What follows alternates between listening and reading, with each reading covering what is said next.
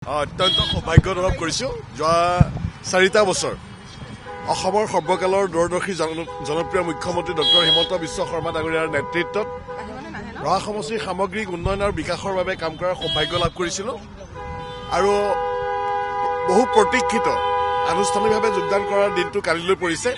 কালিলৈ আমি 8:30 বজাত আমাৰ বাজপেয়ী ভৱন বৈশিষ্ট্য আমাৰ মূল কাৰ্যালয়ত ৰাজ্যিক কাৰ্যালয়ত আমি আনুষ্ঠানিকভাৱে ভাৰতীয় জনতা পাৰ্টীৰ কালি আনুষ্ঠানিকভাৱে যোগদান কৰিম। কালি নমিনেশ্যন আছে, ৰাজ্যসভাৰ নমিনেশ্যনখিনি যিখিনি ফৰ্মেলি আছে সেইখিনি হৈ যাব। বাকী আমাৰ আনুষ্ঠানিক অংশগ্ৰহণটো কালি যোগদানটো কালি মই যিহেতু ভাৰতীয় জনতা পাৰ্টীৰ এজন নিষ্ঠাৱান কাৰ্যকৰ্তা হিচাপে মই কাম কৰি যাব বিচাৰোঁ, অসম মাতৃ হৈ আৰু ভাৰত মাতৃ হৈ পেলাই। গতিকে এই ক্ষেত্ৰত দলে যি সিদ্ধান্ত গ্ৰহণ কৰিব মই সেই সিদ্ধান্তত অটল।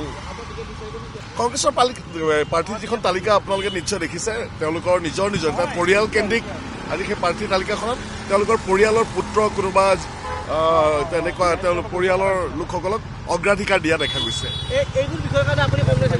এনেধৰণৰ বহু কথা আছে কংগ্ৰেছৰ।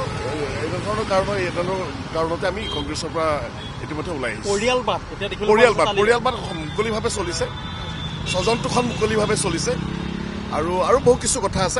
মই আজি ক'ব নোখোজো, কালি আনুষ্ঠানিকভাৱে যোগদান কৰাৰ পিছত আপোনালোকৰ লগত মুখামুখি হ'ম। গৌৰৱ গগৈ যোৰহাটৰ পৰা খেলিব, গতিকে বিজেপিত কি ধৰণৰ প্ৰভাৱ পৰিব বুলি অনুমান হয়? এইবাৰ নপৰে, কাৰণ যোৱাবাৰ গৌৰৱ গগৈ ডাঙৰীয়াই নিৰ্বাচনকাৰী ৰাজ্যক যি প্ৰতিশ্ৰুতি দিছিলে, যোৱা 2টা বছৰে তেওঁ সেই প্ৰতিশ্ৰুতিসমূহ প্ৰতিফলন কৰাৰ ক্ষেত্ৰত কাৰ্যকৰীকৰণৰ ক্ষেত্ৰত তেওঁ চূড়ান্তভাৱে ব্যৰ্থ হৈছে। কি প্ৰতিশ্ৰুতি পালন কৰিব নোৱাৰিলে?